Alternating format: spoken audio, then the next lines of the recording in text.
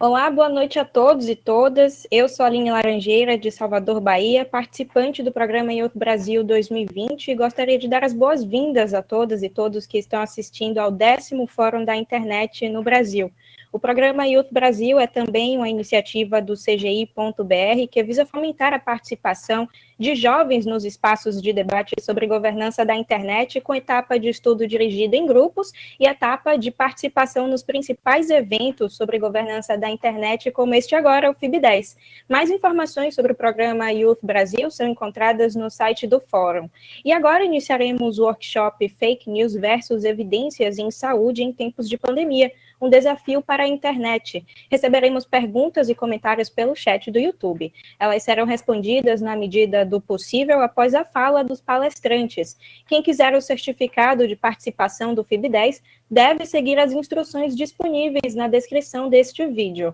Em nome das jovens e dos jovens do programa Youth Brasil 2020, desejamos uma ótima sessão a todas e todos. Bom, boa noite a todos. Meu nome é Vinícius Oliveira. Sou médico sanitarista da Fundação Oswaldo Cruz e vou ser moderador dessa sessão. Eu queria começar fazendo uma rodada de apresentação dos outros palestrantes. Eu estou representando aqui o setor governamental. Queria apresentar os outros participantes. Por favor, já temos aqui compartilhar na câmera o Alan Rocha Souza, que é professor universitário, advogado, ele está representando o setor da academia.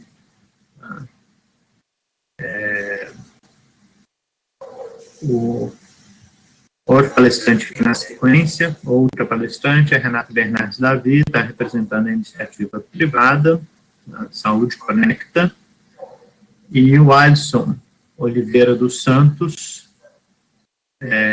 está representando o terceiro setor, representando aqui a Sociedade Brasileira de Medicina de Família e Comunidade. A gente vai fazer uma sessão de até 15 minutos de fala de cada palestrante, seguido por meia hora de debate. Eu mesmo vou fazer a primeira apresentação. Eu vou pedir para os outros palestrantes desligarem a câmera. Vamos ver aqui.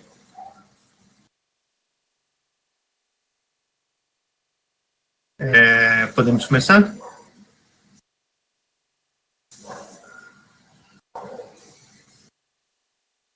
Excelente. Bom, vou falar um pouco, vou tentar ser breve para favorecer o debate, tá?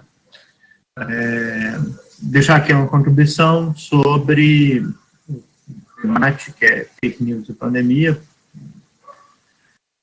grande confronto aí que a gente teve acompanhar ao longo desse ano, a discussão de notícias e desinformação sendo guiadas por uso de ferramentas que a gente já tem consolidada, né, que são o uso de evidências em saúde. Para o próximo slide, por favor. E um pouco, o mundo inteiro tem discutido, né, como a gente lida com esse fenômeno novo, que são uma propagação em larga escala, principalmente utilizando mídias sociais de notícias propositalmente falsas. Né. E uma das contribuições que eu queria trazer para o debate é o papel das instituições públicas no combate aos fake news, especificamente na área da saúde. O próximo slide. Enfim, aqui é uma provocação. Eu vou listar várias instituições e vocês vão poder votar por um site que eu vou mostrar no próximo slide. Quais dessas instituições vocês considerariam, entendeu? Fontes de informação confiáveis, especificamente em relação à pandemia de Covid-19, né? Então, na lista da esquerda tem algumas instituições brasileiras e na lista da direita algumas instituições internacionais. Tá? Vamos lá, então. Próximo slide. Tem a sessão interativa, então vou pedir para todo mundo que estiver assistindo de pegar as instruções que tem nesse slide para acessar a apresentação que vai estar passando. E eu vou contar o tempo aqui, vou dar 30 segundos aqui para cada um desses slides.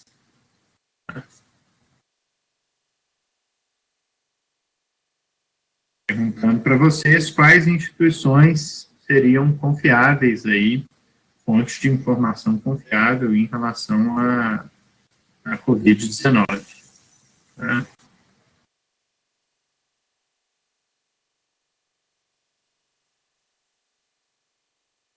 Já alguns votos.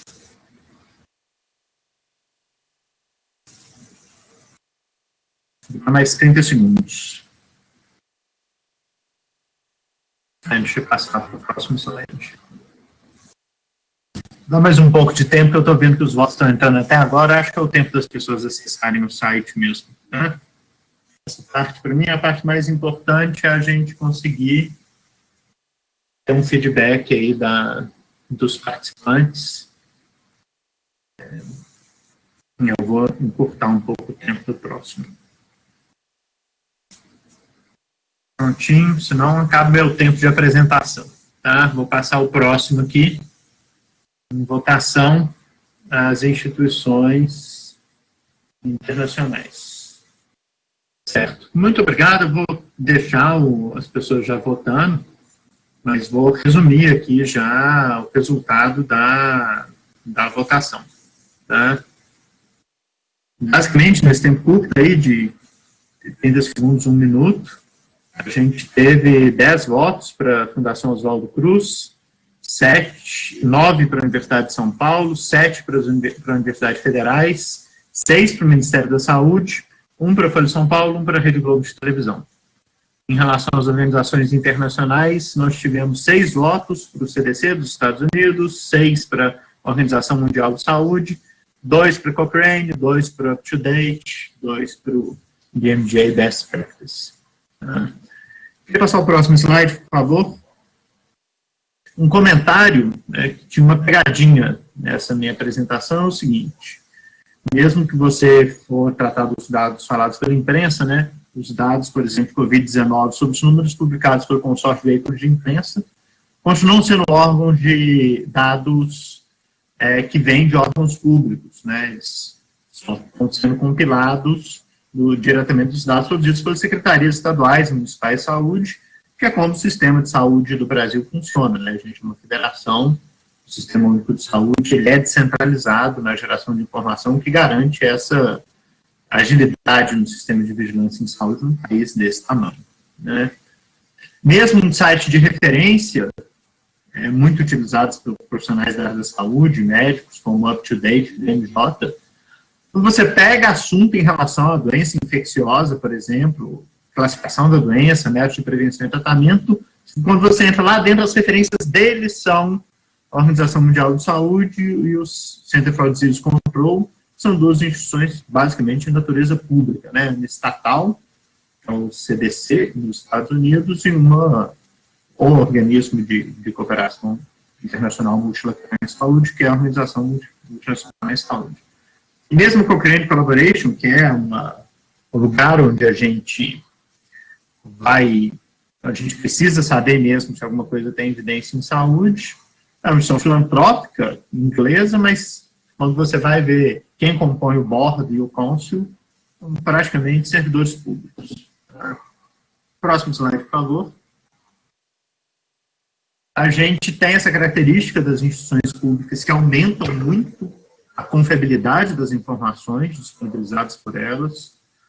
E várias dessas instituições, principalmente instituições científicas, e aqui no Brasil, felizmente, a gente tem uma tradição forte nesse sentido, das instituições terem autonomia, a estabilidade dos servidores públicos faz com que seja mais difícil coagi-los a mentir ou se omitir frente à assédio moral da chefia imediata. A gente tem códigos de conduta, isso é muito frequente em carreiras profissionais, mecanismos grandes de vigilância entre pares, que são importantes na comunidade científica, e um menor risco de conflito de interesse. Quando você está numa instituição que não visa lucro, né? Uma característica que a gente compartilha com as sociedades científicas e terceiro setor sem fim lucrativo. Próximo, por favor. É um exemplo que eu queria dar isso. Nós fizemos na Fundação Oswaldo Cruz esse curso de manejo da infecção causada pelo coronavírus. Fizemos um esforço sistemático de revisar evidências, as que estavam disponíveis do Ministério da Saúde, das guias internacionais, da OMS, pegando muito material do CDC dos Estados Unidos também. Foi um esforço importante. Esse curso teve mais de 50 mil matrículas até agora. Tem sido uma estratégia nossa para combater a desinformação, disseminar de forma sistemática por curso online e pelos nossos sítios eletrônicos informação verificada, né? Próximo slide, por favor.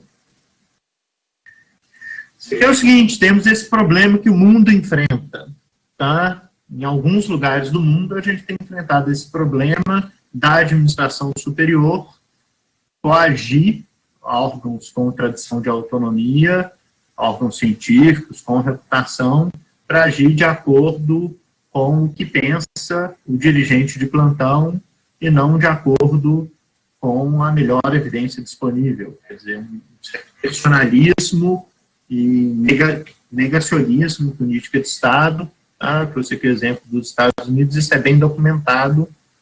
Um médico assessor do Trump tem próprias de e-mail tentando coagir o CDC a não divulgar notícias que pudessem desmentir o presidente ou fossem desfavoráveis à visão da administração, mesmo correndo o risco de piorar o manejo da epidemia. Foi um problema que os Estados Unidos passaram. Tá? Como eu abstei de comentar exemplos de outros países. Próximo, por favor. Então, é isso. Um comentário final, e isso fez parte do feedback que a gente teve quando a gente propôs esse painel. Os trabalhadores do painel sugeriram que se apontassem soluções, né, para o problema de combater as fake news. Eu sou das pessoas que acredita que não existe solução que não passe pelo fortalecimento das instituições públicas e, especificamente, a gente, né, vivemos numa sociedade capitalista, reconhecimento é orçamento e autonomia. Então, a gente precisa aumentar a visibilidade e a capacidade das instituições públicas de agir proativamente como ferramentas e agir proativamente para informação e comunicação de informações verdadeiras e verificadas. Com isso eu encerro a minha apresentação, tá? Tentar deixar o máximo de tempo para o debate. Evento, né, pela oportunidade, também aos colegas de mesa, em especial o Vinícius, que nos honrou aí com a sua fala. Hoje, pode passar o slide, fazendo favor? Eu fiquei hoje como representante da Sociedade Brasileira de Medicina de Família e Comunidade, que é a entidade que congrega os médicos e médicas da área de saúde. Eu vou até falar um pouquinho sobre o que é a atenção primária à saúde. E dentro dessa lógica, né, das fake news versus evidências em saúde, eu quis trazer principalmente um foco, né, o Vinícius falou um pouco sobre as fake news e o papel, né, das instituições públicas nesse processo. Eu queria focar um pouco nas evidências, que acho que, por mais óbvio que possa parecer, principalmente agora em tempo de pandemia, gerou uma grande confusão, né, na cabeça das pessoas. Eu acho muito interessante que a gente se debruce um pouco sobre o que são as evidências e, inclusive, o papel da atenção primária à saúde, que é um ponto aí de contato das pessoas com os serviços de saúde. Pode passar o slide, por favor? Bom, então, o que são evidências, né? Essa é uma dúvida que eu sempre carreguei comigo, assim, né? E, inclusive, muitos profissionais de saúde carregam, pode passar. Até eu entrar na faculdade de medicina, né, eu sou médico de família e comunidade, para as únicas evidências que eu conhecia eram essas, assim, e acho que muita gente ainda tem muita dúvida do que são evidências em saúde. Pode passar, por favor? Acho muito interessante, né, uma coisa que a gente sempre faz, quando a gente tem dúvida sobre algum termo, é pesquisar no Google, né, e acho que o Google tem a possibilidade de trazer boas informações para a gente, e o Google traz, né, que evidência é um substantivo feminino, que é a qualidade do que é evidente, e que não dá margem à dúvida. Dentro do próprio Google, pode passar, se a gente pesquisar na Wikipédia, A Wikipédia, por sua vez, ela diverge um pouco, falando que isso pode também significar a probabilidade de existir algo, ou seja, não, diverge um pouco do que a gente tem ali no Google. Pode passar de novo. Eu queria focar na palavra probabilidade, porque isso é uma coisa muito importante quando a gente vai discutir evidência científica. Pode passar. Evidência não é igual a certeza sobre um assunto. Isso é uma coisa muito importante. Em saúde, especificamente, em tempos de pandemia, mais do que nunca, a gente percebeu isso muito. Com muito vai e vem de informação, até hoje, muitas das coisas que são divulgadas, né, sobre a pandemia, sobre o novo coronavírus, são baseadas em probabilidade, não em certezas. Caminhar com essa incerteza é muito importante. Pode passar? Bom, beleza. Então, eu sei agora o que é evidência, mas e na prática de saúde? Como que isso, né, se traduz? Pode passar? Quando a gente fala em saúde, a gente usa muito o termo da evidência para falar de prática de saúde baseada em evidências. Ou seja, é como o profissional de saúde vai interpretar algo que ele consome de informação, né? Como o Vinícius disse, né? Tem informação em várias fontes. Tem, né? Na imprensa, a gente tem, a partir de artigos científicos, tem de múltiplos locais. A partir disso, o profissional tem que filtrar essas informações. E aí, muita gente confunde em saúde evidência como sinônimo de estudo científico ou artigo. E a gente está longe disso. Tá? Isso é uma coisa que tem que ficar muito claro na cabeça da gente. Primeiro, por quê? O estudo científico, ou seja, quando a pessoa, né, vai lá e faz um estudo, por exemplo, testando um medicamento, ou igual estão fazendo agora com a vacina, né, para a Covid-19. Estão testando vacina em vários indivíduos. A partir disso, eles vão publicar um estudo com os resultados. Essa é uma parte da prática baseada em evidências. Esse é apenas um braço. E a gente tem dentro dessa prática baseada em evidências 4 braços que são, né, juntos, são fundamentais para essa lógica da prática em evidências. Né? Então, além do estudo, e também outra coisa importante, um estudo só, ele nunca, né, vai ser suficiente para a gente garantir confiança ou certeza sobre nada, né? Isso é uma outra discussão eterna que a gente tem visto, né, nos fóruns de debate aí sobre a Covid. Tem um estudo que falou isso, publicado num jornal de grande impacto. Isso não significa nada. Geralmente, é muito importante que a gente tenha um conjunto de evidência, um conjunto de estudos para a gente ter mais clareza sobre um determinado tema, antes de afirmar alguma coisa com certeza. Além disso, os profissionais, eles vão, né, carregar consigo o julgamento clínico também. Isso é uma coisa muito importante que às vezes é deixado de lado por quem pratica a evidência no dia a dia clínico dele. Então é importante que dentro do trabalho do profissional ele leve aquilo que ele tem como experiência também, né? Por exemplo, o uso de uma determinada medicação, se ele entende para aquela população específica com a qual ele trabalha, essa medicação que é amplamente divulgada não funciona tão bem, então ele tem que levar isso em consideração. Essa é uma outra questão importante. Por isso a gente vai caminhando com mais dúvidas ao invés de certezas. Além disso, um outro braço fundamental que eu considero também um dos mais importantes que é deixar de lado são as preferências das pessoas, né, que o profissional de saúde está lidando. Né, sejam eles aí pacientes, né, ou pessoas que estão sendo tratadas, né, numa estratégia educacional, como o Vinícius mostrou, né, dentro da lógica do curso que a Fiocruz fez sobre o novo coronavírus. É muito importante que as preferências, né, dos indivíduos que estão consumindo aquela informação sejam levadas em consideração. E também os recursos disponíveis. Por exemplo, se eu tenho 2 medicações que são igualmente eficazes para uma determinada condição em saúde, eu devo levar em consideração, por exemplo, a possibilidade, né, o custo de uma droga em relação à outra, ou qualquer coisa assim. Pode passar, por favor? Bom, e por que as evidências e a prática das evidências é tão importante em saúde? A gente tem visto isso mais do que nunca agora, né, com a pandemia do novo coronavírus. Pode passar? Principalmente porque a gente observa que a má prática, né, e aí a gente coloca aí erro médico, mas o erro de profissionais de saúde, né, no manejo das condições clínicas, ela pode levar à morte dos indivíduos, né, ao aumento de doenças e por aí vai, né. Esse estudo, se não me engano, é de 2013, mas esses dados, eles continuam sendo bastante atuais. Os erros dos profissionais de saúde, eles equivalem aí à terceira maior causa de morte nos Estados Unidos. Pode passar? E no Brasil também não é diferente.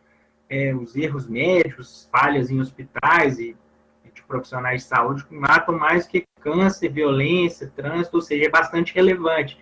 Então, esse cuidado com o que a gente consome de informação e o que a gente transforma, né, disso na prática é fundamental. Pode passar, por favor? E mais do que isso, né, porque aí a gente está falando sobre a lógica do profissional consumindo evidência e levando para a prática dele. A gente tem um outro lado, que é o lado da perspectiva da pessoa, que é o que a pessoa consome de informação, né, a gente tem visto isso muito, né, a gente está vivendo aí um mundo da internet, a gente está dentro de um fórum da internet, onde há um boom de informação, e saber filtrar essa informação é muito importante. Eu trouxe esse estudo foi conduzido em 2001, mas, na verdade, ele é uma replicação de um estudo de 1961. Então, vocês podem observar que, ao longo do tempo, ele não mudou praticamente nada.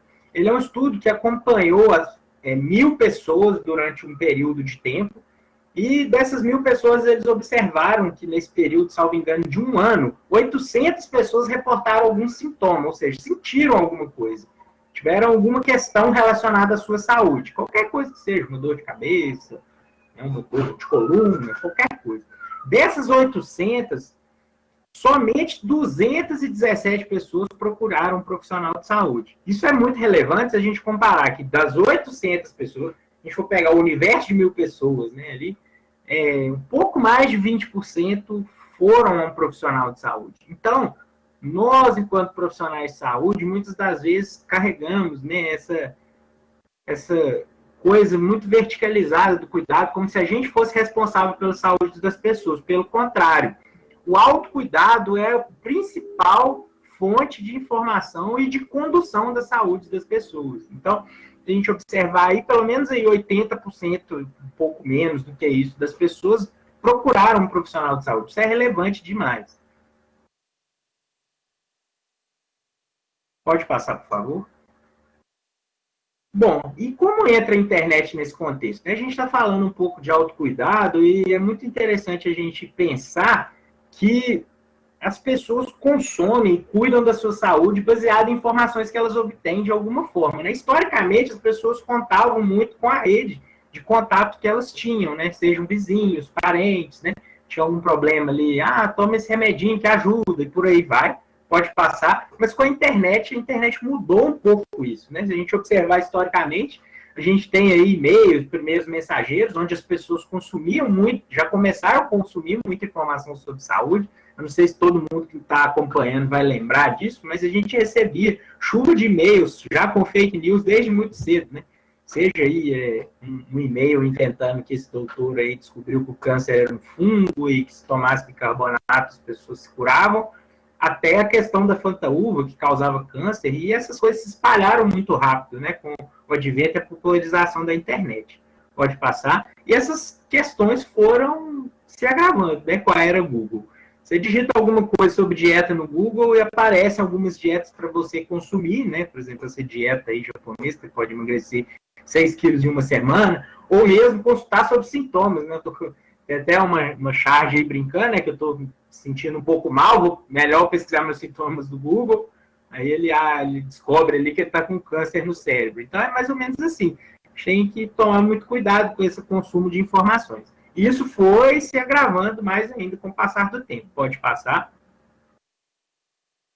Por exemplo, com as redes sociais, né? A gente tem observado aí uma chuva de fake news relacionadas à saúde ou de orientações muitas das vezes duvidosas, né? Por exemplo, eu tirei alguns exemplos bem recentes aí no Facebook, né?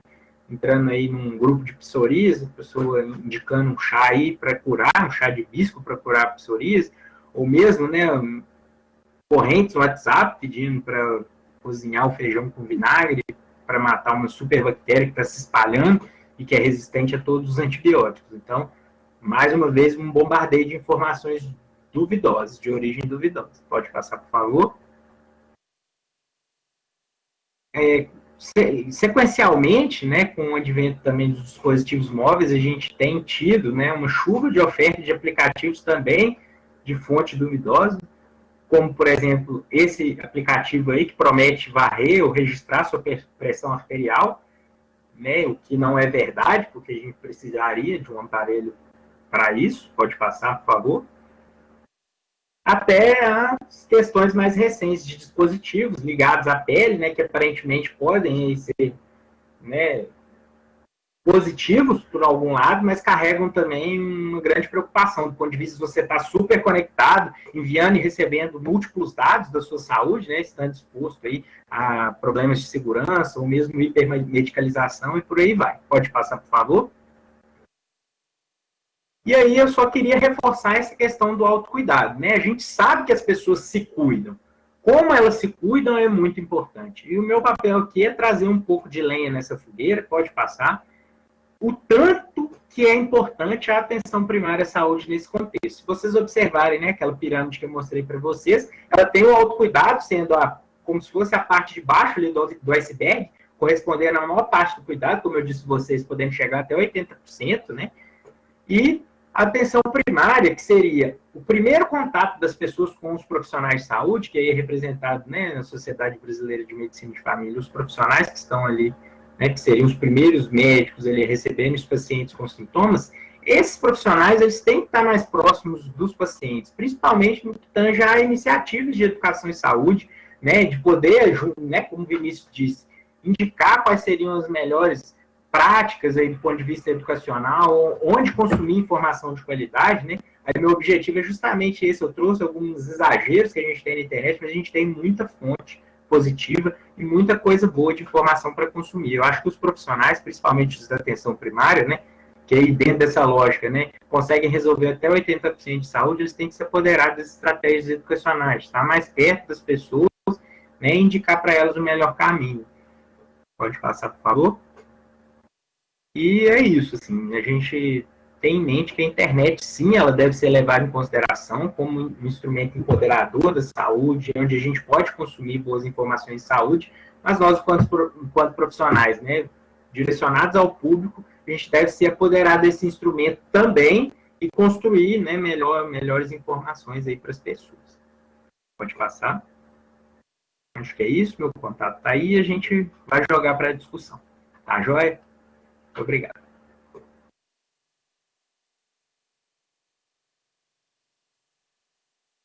Certinho, Adson, muito obrigado. A próxima pessoa, a próxima conferencista agora é a Renata.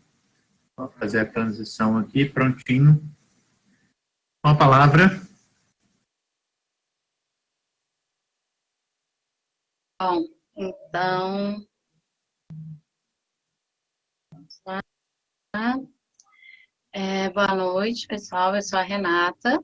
Eu sou fundadora da Saúde Conecta, que é uma startup direcionada principalmente para a coleta digital e análise de dados em saúde.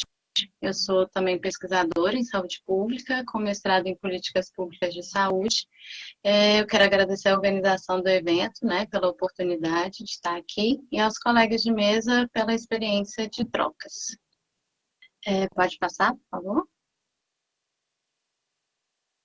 O que a gente tem hoje, mais do que nunca, né, corroborando aí com o que os outros colegas falaram, é a internet como espaço da vida, né, e a pandemia, ela só fez confirmar e reforçar isso, porque no fim das contas, as pessoas que ainda estão conseguindo fazer algum tipo de isolamento social, fazem o restante todo da vida, né, das atividades pela rede.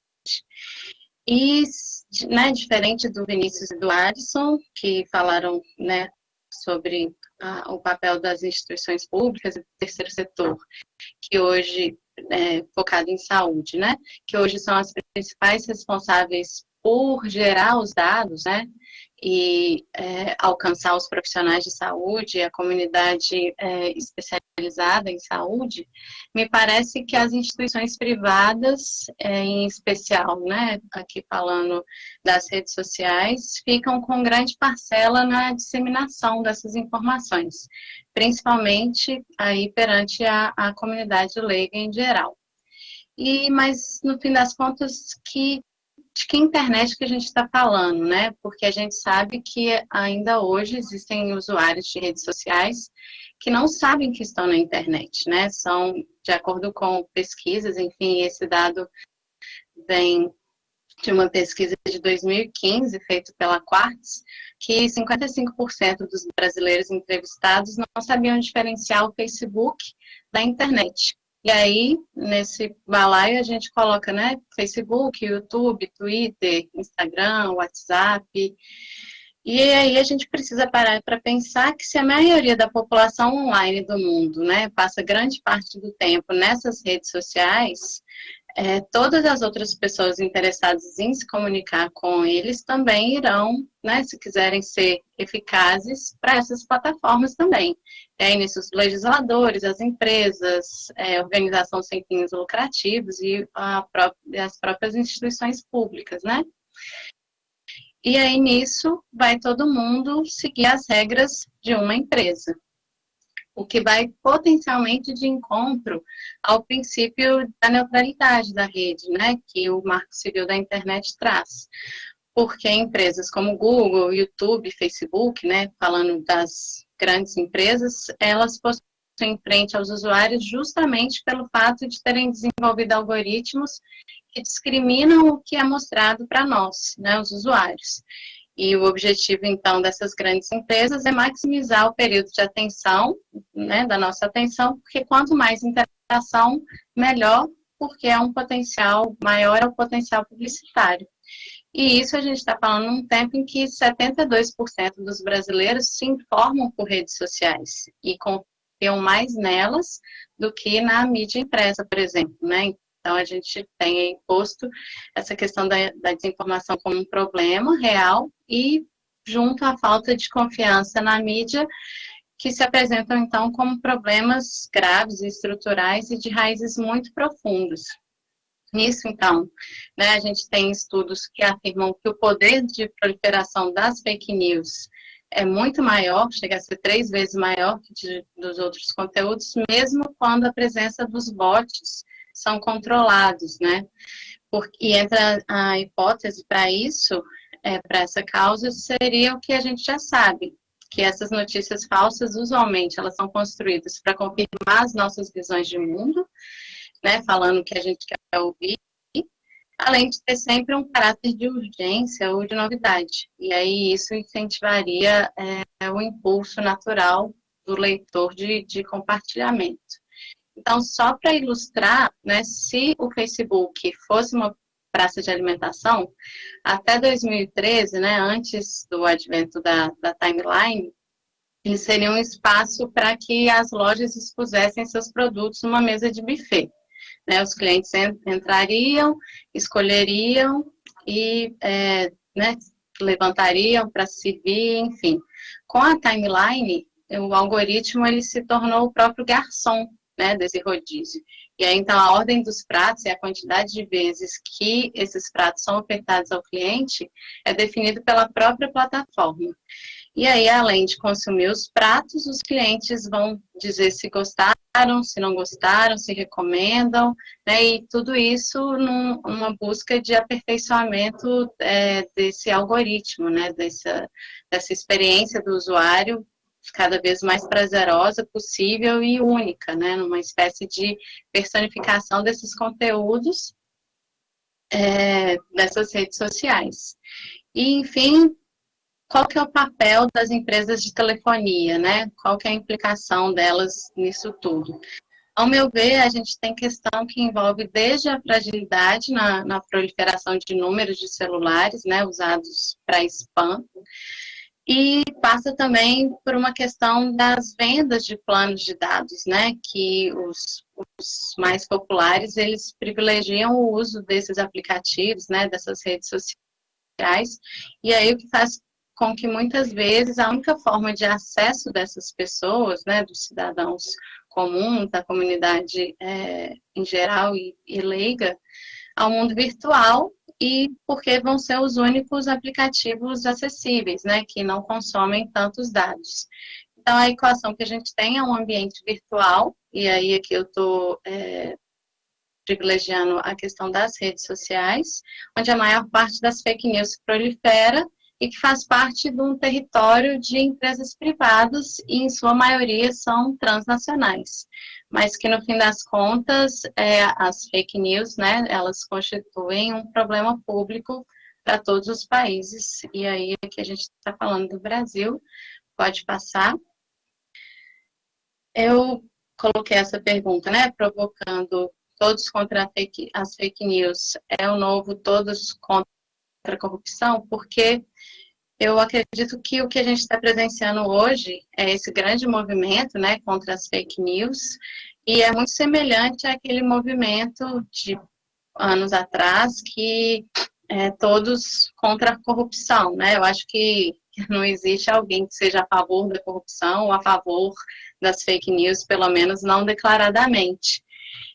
E aí, nisso, são várias iniciativas despontando, e vai desde projetos de leis a ações individuais de grupos e empresas, regulando os conteúdos, e todos com esse objetivo de combater esse grande mal contemporâneo, né, que são as fake news. Iniciativas aí, né, a gente pode falar de autorregulação dessas grandes empresas.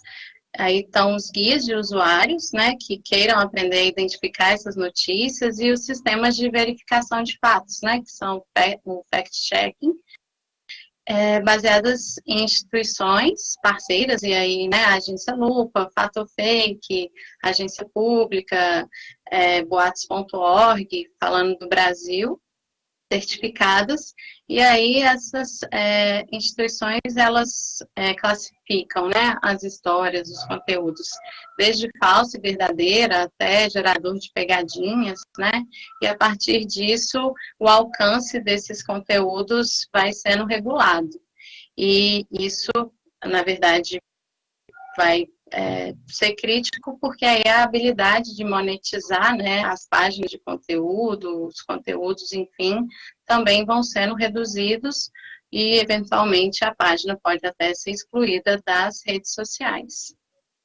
Né? Então, nisso as plataformas estão apostando na iniciativa do usuário para identificar essas fake news, e os próximos passos ficam, então, por conta dessas instituições parceiras e de terceiros. Né? E aí, então, voltando àquela metáfora da praça de alimentação, né, ilustrando o Facebook, que é uma das grandes empresas, ele deixaria de levar os alimentos, então, classificados como prejudiciais, né, que são as fake news, o garçom já não entregaria esses alimentos, mas eles estão mantidos ali no buffet, né, tá ali no fundo da mesa. E aí, ao lado desses alimentos, há um aviso de que não é recomendado o consumo, né, sugerindo que se consuma outro alimento, e caso o produtor desse alimento insista, né, em produzir vários alimentos prejudiciais, então esse produtor, ele é banido dessa praça de alimentação.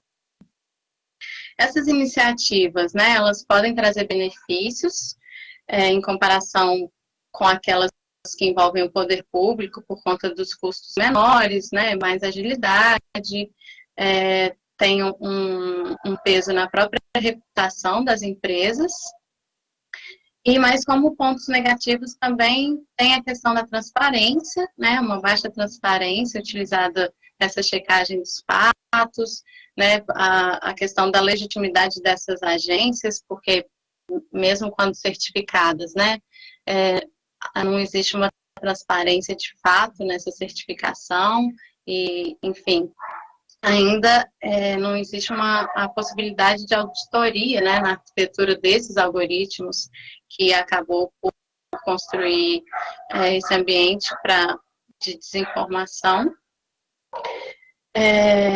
E, enfim, né, são iniciativas que essas empresas buscam para dar uma resposta ao problema, mas que passa a construção da própria fundação dessas empresas, né, que buscando o condicionamento dos usuários a interações sem fim dentro do seu próprio território virtual.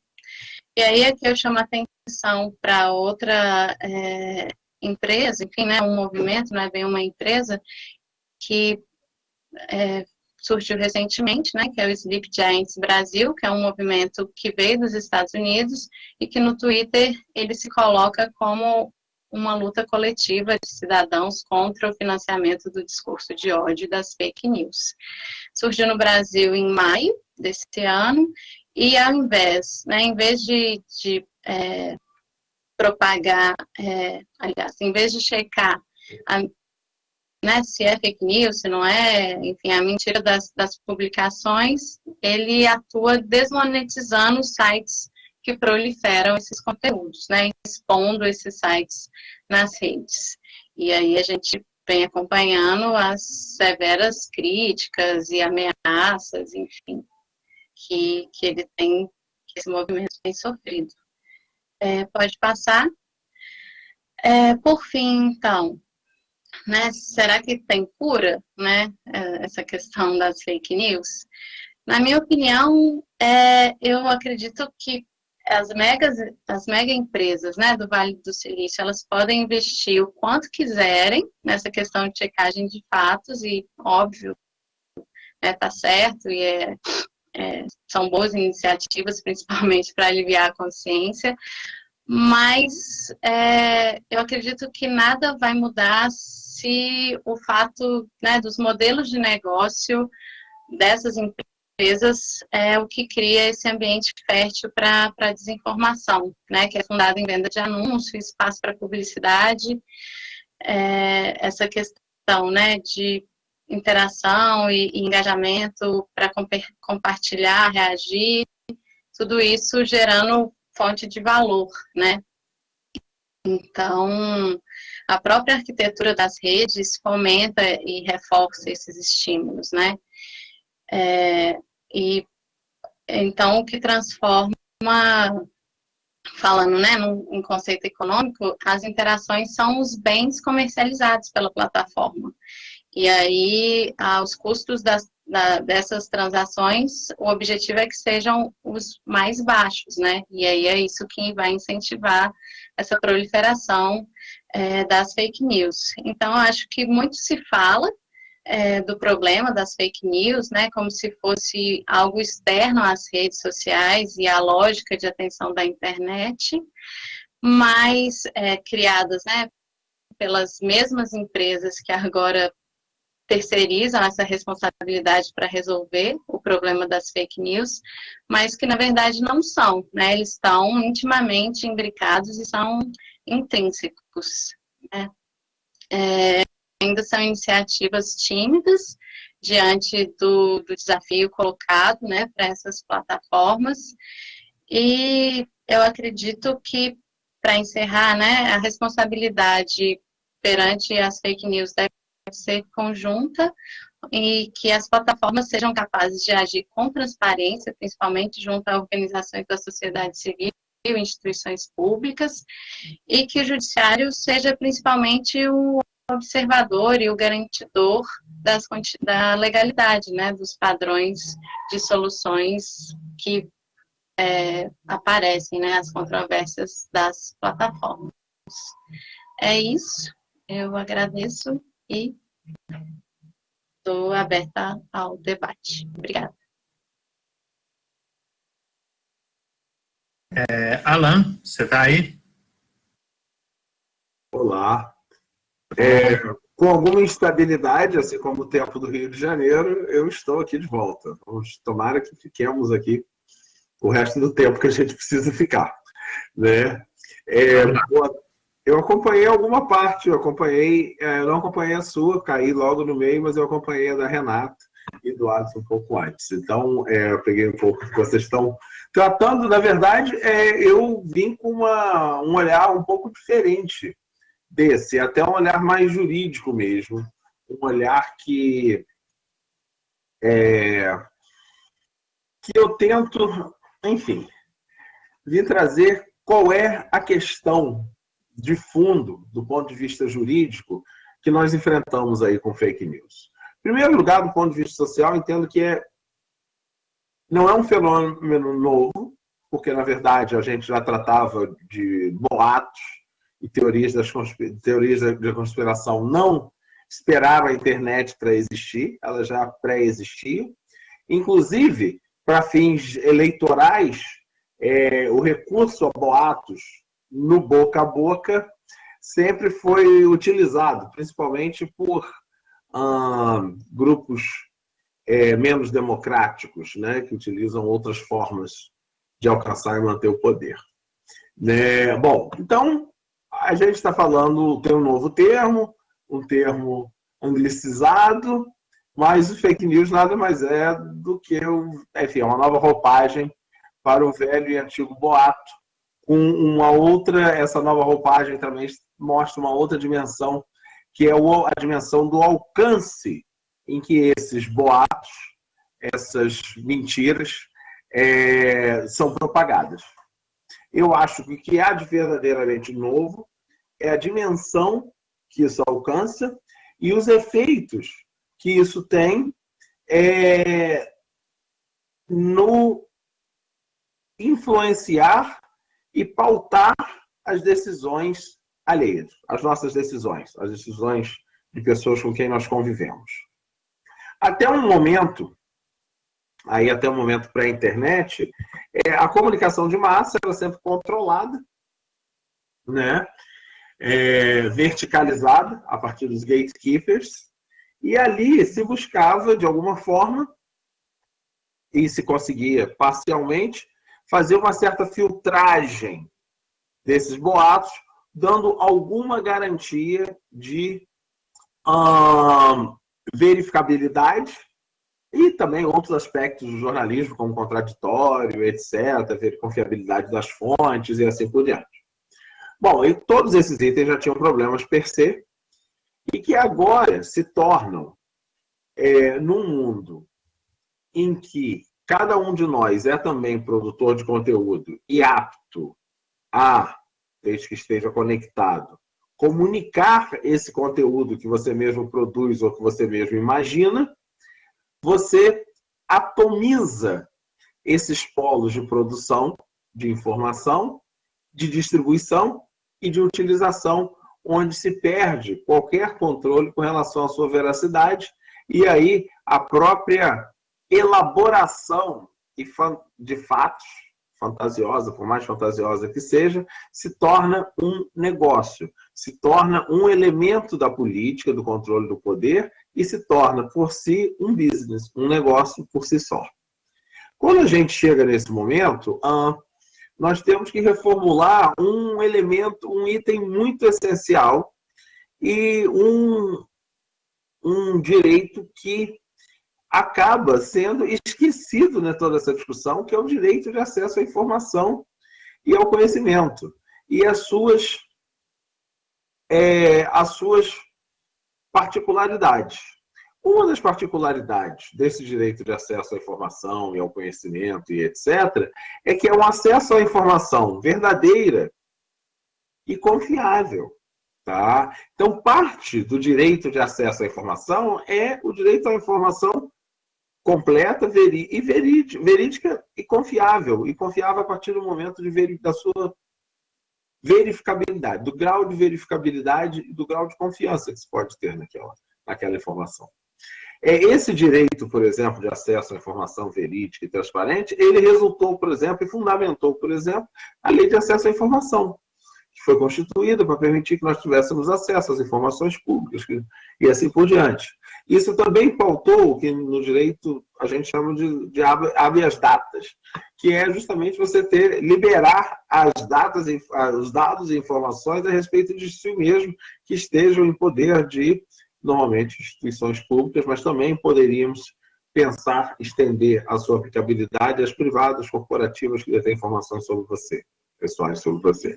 Agora acrescido da Lei de Proteção dos Dados Pessoais. Então, esse elemento eu tenho notado que ele tem sido esquecido e relegado a um segundo plano, como se ele não fosse parte essencial da questão.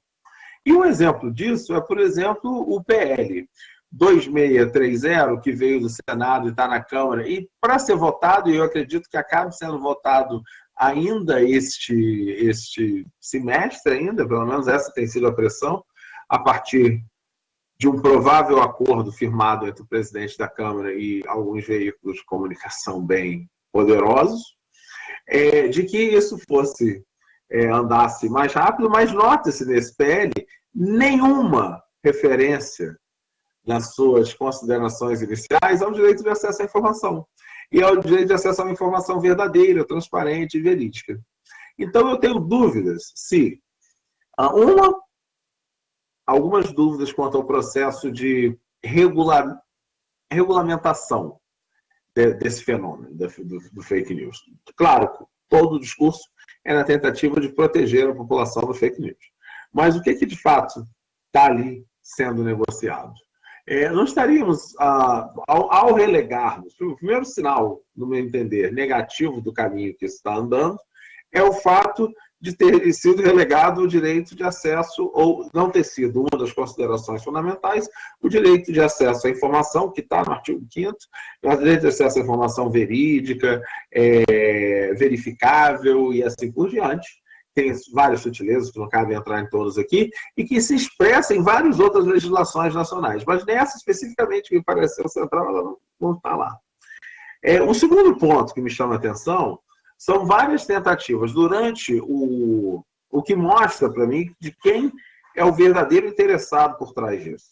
São as muitas tentativas durante o processo legislativo desse projeto de lei que veio do Senado e está na Câmara, de inserção de várias questões com relação aos direitos autorais, que, na verdade, buscam a remuneração, não tem nada a ver com o direito autoral, no final das contas, tem a ver com uma busca de uma remuneração suplementar a ser paga pelos provedores aos produtores de notícias, ou seja, aos órgãos oficiais de imprensa. Isso, para mim, tem um endereço certo, tá? Muito claro, muito claramente, isso parece ser um projeto de lei para salvar principalmente a Rede Globo. Tá? É o que me parece, é o que transparece do que a gente vê no projeto e no andamento, e principalmente a partir das questões de direitos autorais, que não tratam das questões importantes de direitos autorais, tá? Que são as mais relevantes, mas inserem pequenos adendos, pequenos bodes, que, na verdade, vão tumultuar ainda mais o processo de acesso e controle da informação, dando um controle substancial dessa informação, que tem utilidade pública, por isso os órgãos de imprensa são de utilidade pública também, entendeu? Por isso que há concessões, claro, existe o espaço da banda e tudo mais, mas é por isso, existe o interesse público nessas organizações, por isso que elas têm um privilégio especial, uma proteção especial da Constituição. Então, existe uma tentativa de salvar financeiramente essas instituições, que sofrem uma concorrência a partir da produção atomizada de informações, verdadeiras ou não, de qualidade ou não, e suprir isso a partir dos provedores que teriam de pagar agora esses produtores de conteúdo que tivessem seu conteúdo compartilhado.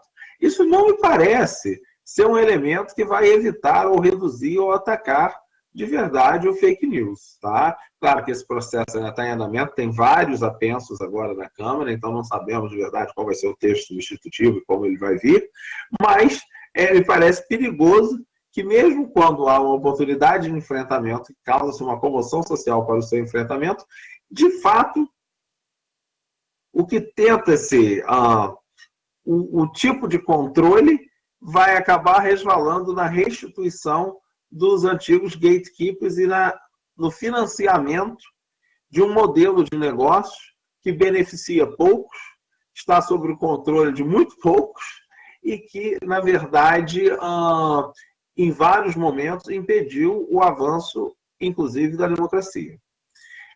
Então, me preocupa a regulamentação desse fenômeno de forma tão abrasiva, de forma tão pouco debatida, de forma tão apressada e, principalmente, sem considerar o pilar essencial desse diálogo, dessa necessidade de informação verdadeira para fins de saúde e para outros fins, inclusive, e a produção desse conteúdo verdadeiro. Tá? Com isso, eu não fiz a apresentação, que é justamente para fazer essa provocação e dar sequência ao que os colegas falaram, mas, na verdade, o que nós estamos aqui um fenômeno que altera a forma como nós nos portamos diante de uma informação, exigindo uma formação e uma educação para lidar e fazer essa filtragem, tá, dessas informações que hoje são abundantes, mas ao invés disso, nós estamos tratando, na verdade, de remunerar e restaurar os gatekeepers às suas posições anteriores. Pouquíssima atitude com relação a uma efetiva educação, pouquíssima atitude com relação a um efetivo qualificação de determinadas informações como informações não comprovadas, não verificadas, e uma grande possibilidade de simplesmente ser mais um show, mais uma legislação inócua, que na verdade faz uma distribuição muito para lá de questionável de renda e de receita, sem enfrentar de verdade o problema, muito menos a TV uma solução para ele. Tá? É isso. Muito obrigado.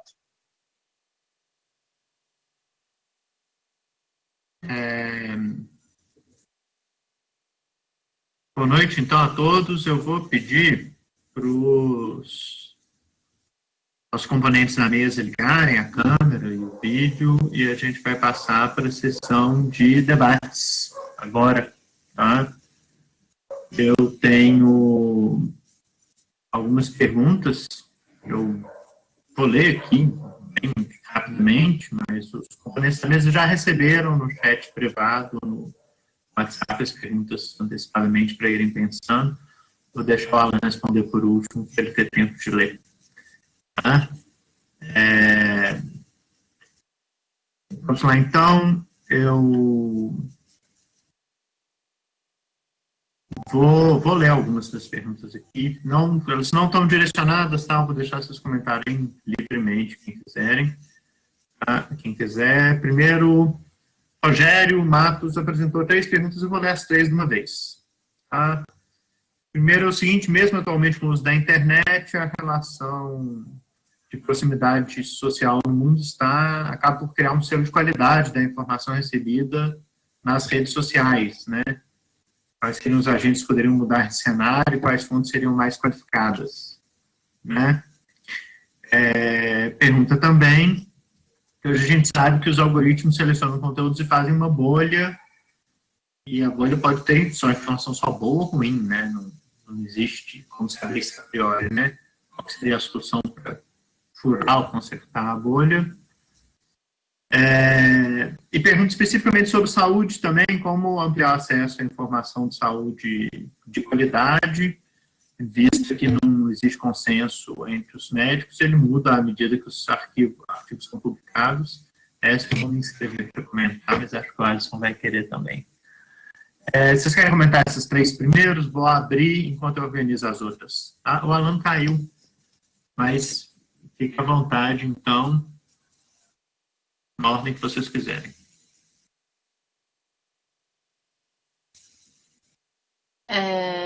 Bom, eu acho que foi a primeira pergunta, agora já me perdi, da questão do selo de qualidade, das bolhas, né? Eu acredito que hoje a gente tem uma questão aí, né, que é a redução do espaço de discordância e de discussão.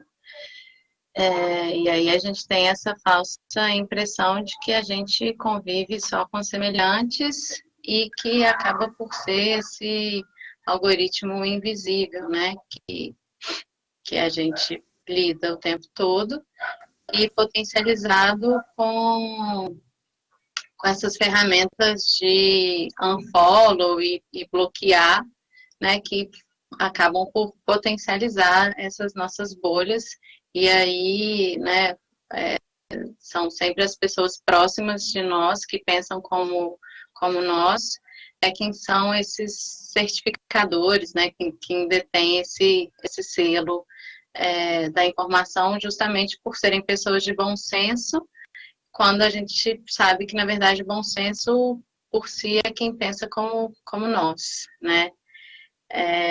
E eu acredito que para sair dessa bolha, eu acredito num exercício da diversidade mesmo, né? Talvez seja até um pouco difícil, né? Porque conviver com o diferente é sempre desafiador, mas é voltar a seguir quem, porventura, a gente bloqueou, né? Modificar as configurações, né? Para alterar o feed do Facebook, enfim, para visualizar postagens mais recentes, em vez de ser sempre aquelas principais, né? Os stories, enfim, a gente percebe que sempre a gente vê os mesmos stories e os mesmos, né, na timeline, sempre as mesmas pessoas, então, acho que ficar atento a isso. O mais, né, indicado, assim, mais simples, né, variar as fontes também, né, não ficar preso só no Facebook ou no Twitter, enfim, mas diferentes sites de notícia, podcast, documentário, e por fim, acho que é desconfiar, né, de tudo que a gente lê. E aí, para isso, existem os portais, né, que são certificados, enfim, né, tem uma confiabilidade boa, que é, por exemplo, a Agência Lupa, o iFarsas, o boatos.org e várias outras. Eu acredito nisso. Alisson, quer comentar? Eu queria que eles falando volta. Sim, tenho só algumas outras coisas. Meu pensamento casa muito com o que a Renata colocou, né, até respondendo especificamente às dúvidas, né, do que o Rogério levantou. Eu penso, até na minha fala eu coloquei isso, eu penso muito na nossa autodeterminação mesmo, enquanto indivíduo que está, né, criticando essa situação. E cabe às pessoas que têm observado e criticado essa situação serem atores desse processo de mudança, muito mais do que a gente pensar em agentes. Funciona, na minha visão, muito como a situação política, né? Se a gente está insatisfeito com a situação política, é muito mais importante que a gente seja um instrumento de mobilização do que a gente espere grandes mudanças vindas de agências, de empresas ou qualquer coisa. Eu acho que tem que partir de nós, principalmente. E eu vejo o uso dessas ferramentas, né, como a própria Renata colocou, como um instrumento. E a gente tem que tomar muito cuidado para não cair no duelo, né, naquela dicotomia. Por quê? Como eu disse sobre as evidências, né, existe evidência para tudo. Existe evidência ruim e boa.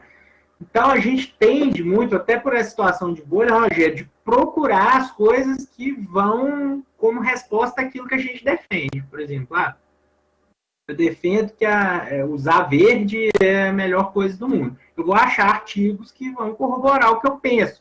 Então, eu tenho que tomar cuidado nisso e não ficar duelando assim, eu sou a favor, né? Isso aconteceu muito com a cloroquina, sou a favor contra a cloroquina. Aí, que era contra, estava procurando só os artigos que iam nessa direção, que era a favor, só procurava aquilo que ia. Eu acho que a gente tem que analisar criticamente a informação e entregar a partir, né, de, como a Renata disse, de agências confiáveis, sites confiáveis, fontes são consideradas confiáveis, que também podem errar, e a gente aí tem que olhar com um olhar crítico, procurar e simplesmente ler, olha, eu vi diferente, mas tomando cuidado para não cair no duelo, porque ele deixa de ser lógico e racional e começa a ser simplesmente o duelo. E fim da história, fim do papo. Eu acho que é mais ou menos por aí. Então, vou ler mais algumas perguntas e vou deixar meus comentários para o final. Tá? Uma pergunta assim, que essa pergunta aparece de outras formas, que assim, não dá para falar do fim absoluto da mentira ou do boato, né? É igual o cavalo oco da Guerra de Troia, tá aí tem muito tempo. Paulo Lima comenta isso. Mas como você coibir a mentira sem coibir ao mesmo tempo a liberdade de expressão, né, sem deixar poder demais na mão do Estado, que poderia, né, como nos ensinou Eric Black, facilmente transformar-se num mecanismo de perpetuação de poder, né, na mão de mais um Estado, e que a Ana Furniel complementa perguntando, também na mesma linha, como equacionar, então, fake news com informação confiável, algum comentário sobre cancelamento, censura prévia. E aí, alternativas que foram levantadas, queria que vocês comentarem, além disso, é o papel da... a solução ela vai ser tecnológica, é mais um desafio educacional, a gente precisa de mais mudanças na educação, no acesso à informação. E, finalmente, nessa linha também, penúltima pergunta o que pode ser feito para contrabalançar esse efeito psicológico, né? As fake news, elas têm essa confirmação pela proximidade, a confirmação, já confirmou que a pessoa já acredita, pela informação não está circulando no meio público, mas sim em um grupo de parentes ou de amigos, né? E, finalmente, se tem algum exemplo positivo do que aconteceu na internet para contribuir para a disseminação de informações confiáveis. Tá? Deixar essas último bloco de perguntas aqui e já convidar vocês para fazerem comentários finais, tá? Alan, não vou repetir as perguntas, que bom que você voltou. Olha aí no seu WhatsApp que eu passei elas, comente na ordem e do jeito que quiser, tá? Seu microfone está fechado. O WhatsApp também tá meio coisa, não sei se eu vou conseguir ver nada aqui não. No WhatsApp não, tá complicado aqui. Né? Mas, enfim, se tiver alguma específica para mim, deixa eu ver aqui. Acabei de ver alguma coisa, chegou aqui. Pensa aí um pouquinho, vou deixar os outros falando. Tá bom. Eu vou falar uma coisa que eu acho que aproxima um pouco do que o Alan falou, que talvez passe né, pelas alternativas apresentadas e pelo que a gente tem visto como solução, né, para fake news, e óbvio, já sabendo que talvez seja a resposta de $1 milhão, né, e que talvez a gente tenha que pensar que passe pela liberdade mesmo, né, que seja quebra de monopólio e de concessão para as grandes mídias e abertura, principalmente aí com apoio, né, de orçamento e, enfim, principalmente, né, para outras iniciativas, né, da imprensa, porque eu acredito que se livrar das mídias digitais, né, e aí passa por essa questão do cancelamento e da censura prévia, né, se livrar dessas mídias digitais de forma geral, a gente corre o risco de jogar o bebê com água, né, junto, né, jogar a água da bacia com o bebê junto. E porque no fim das contas, eu também me parece ser o maior interessado nessa questão da censura e do cancelamento das empresas, né, de jornalísticas, enfim, das iniciativas de produção e disseminação de conteúdo, me parece ser das grandes mídias que já estão aí instituídas, né, e que um grande interesse, então, é manter mesmo esse monopólio, um monopólio público de informação, financeiro e logístico, né? E uma forma de domesticar mesmo tanto os cidadãos, os indivíduos que recebem e reproduzem os conteúdos. Eu quis dar uma resposta mais ampla, mas é isso.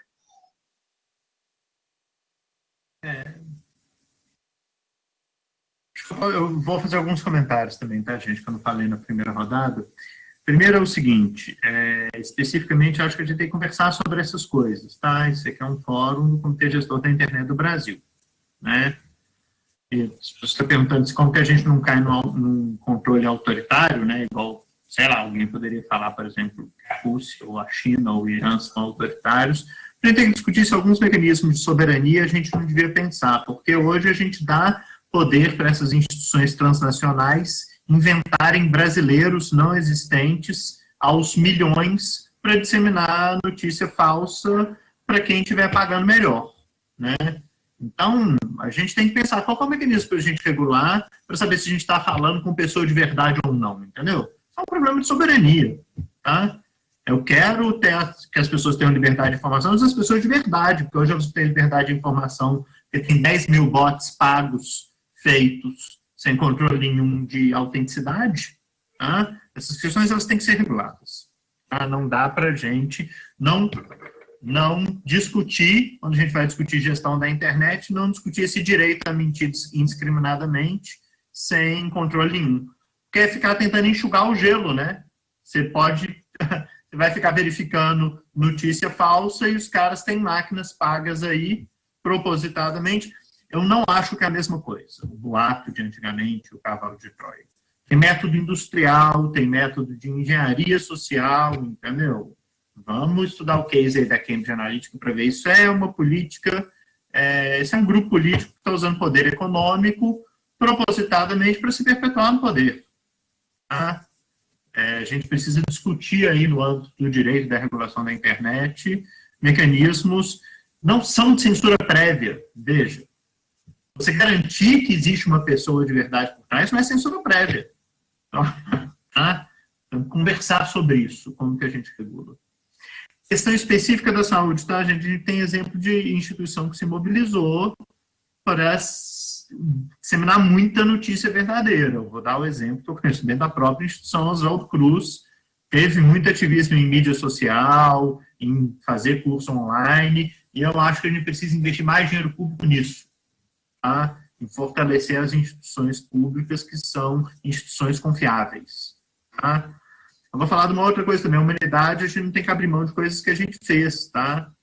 No século XVIII, no século XIX, a gente... E isso tem uma história muito antiga na humanidade, de você tratar assuntos, né? A alma, a espiritualidade, o patrimônio, a liberdade, a vida e a saúde. Existem as profissões regulamentadas. Tá? É melhor, você está na dúvida, não, tem uma pergunta aqui, como que a gente vai saber se a medicina muda a cada artigo? A medicina não muda a cada artigo, gente, a medicina muda muito pouco. Tá? Procure um bom médico de família e comunidade, procure um médico que você confie para conversar se você tem dúvida. Tá? Essa pergunta, se assim, as pessoas não têm acesso às fontes, é importante mesmo na literatura científica, está publicada hoje em acesso aberto. Tá? Então, não vamos passar a confiar em fontes de informação aleatórias e robôs da internet para deixar de confiar nos profissionais que estão aí exatamente para nos aconselhar com essas coisas difíceis. Eu acho que eu já falei o que eu queria falar. Instituições públicas, profissionais e... Não pode ser permitido criar robô do jeito que é. A gente tem que ter algum mecanismo de verificar se a pessoa é legítima ou não. E concordo plenamente com o negócio da Renata, entendeu? A gente precisa de mais liberdade significa quebrar monopólios privados, tá? E regulá-los e fiscalizá-los, que hoje as empresas transnacionais têm um poder supranacional e absoluto de criar pessoas que não existem. Também.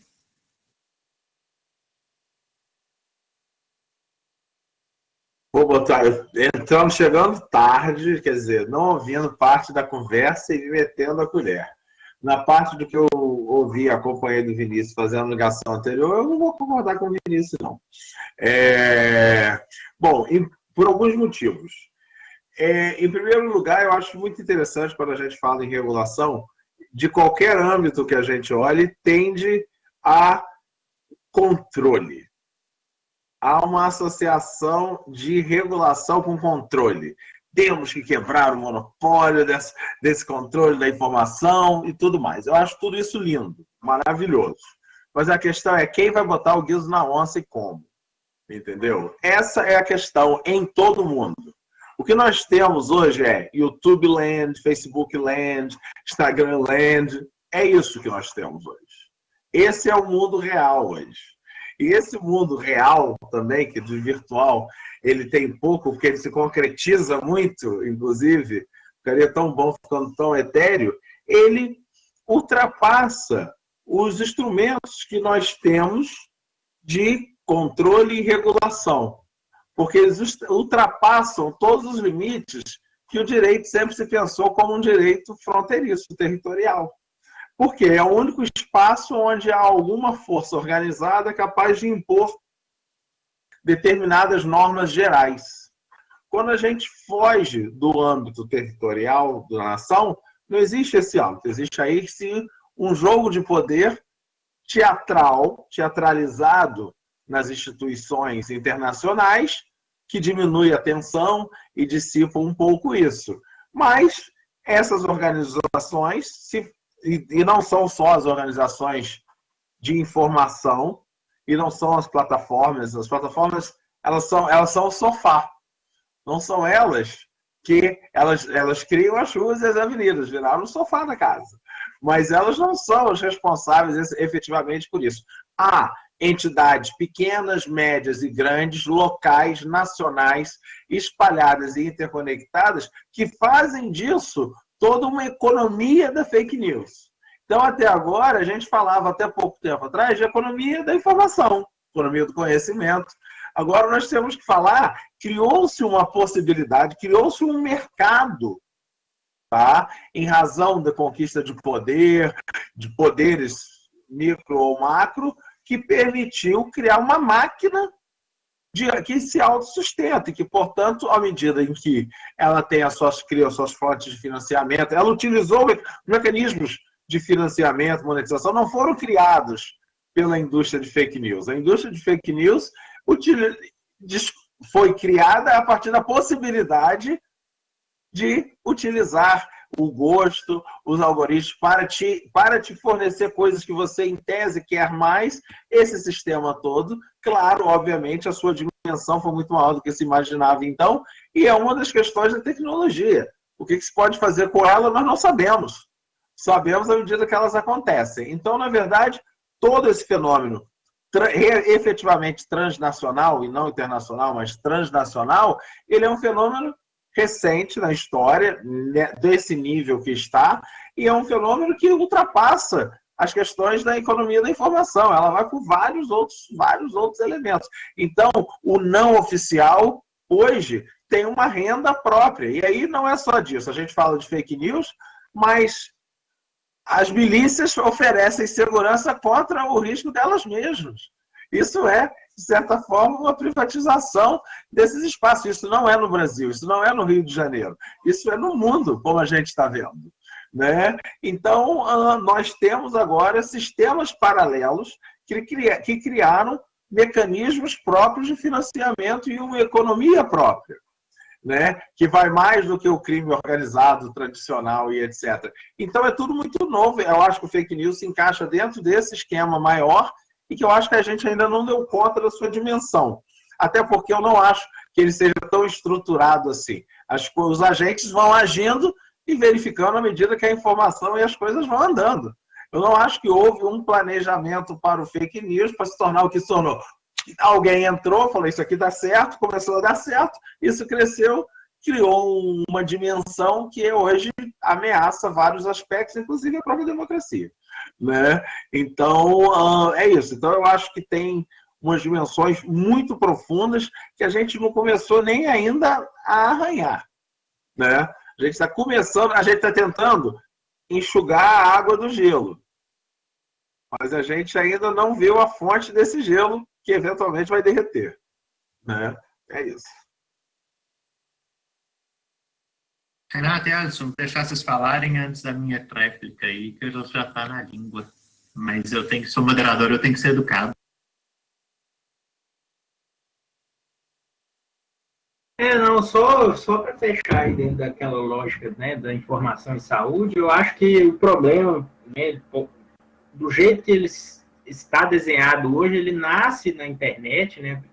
Assim como a Alan colocou como um fenômeno recente, alguém falou alguma coisa sobre educação geral, acho que existe essa dificuldade, né? A gente não foi, né? A maioria, né, de nós não foi educado digitalmente, por assim dizer, né? A gente entrou no bonde com ele andando em movimento algumas pessoas se apropriaram disso, né, e desenvolveram em cima dessa apropriação, como o Alan falou também. Eu acho que agora, né, que a gente está começando a entender como é que o bonde funciona, a gente está discutindo, criando espaço, como esse espaço aqui, para entender, eu ainda sou dessa lógica.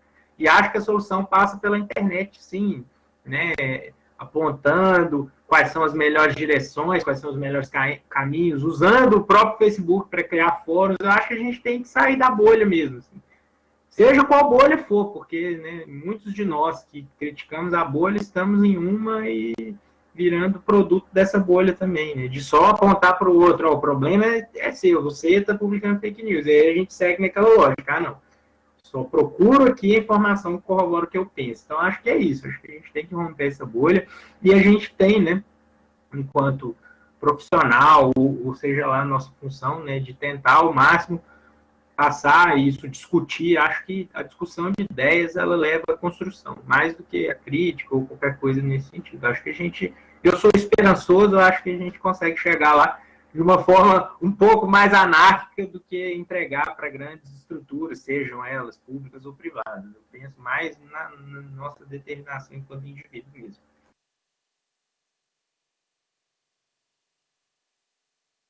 Eu vou fazer um resumo, tá, gente? Sim.